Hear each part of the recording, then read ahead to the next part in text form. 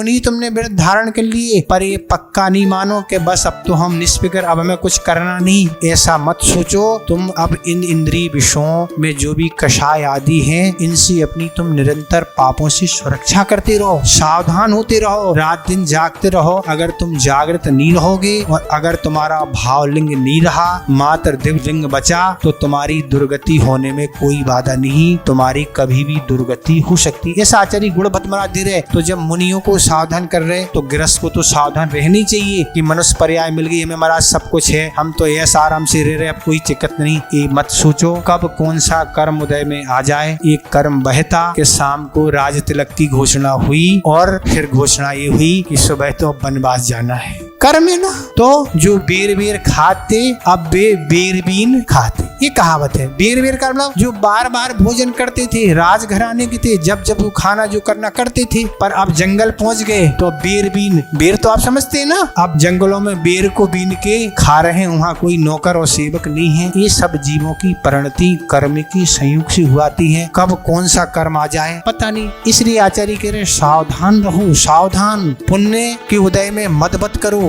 उसको नहीं, हमारे पुण्य का उदय, हमारे पास तो सब कुछ है, ऐसा मत सोचो। कभी भी पाप का उदय आ सकता है। किसी का तिरस्कार मत करो, अपने को बड़े मन समझो, ठीक है पुण्य युग से मिला है तो उसका सदुपयोग करो और अपने विवेक बुद्धि से सब काम करो तो अच्छा है। वो अगर विवेक बुद्धि से नहीं रखोगे तो सब गड़बड़ हो जाएगा।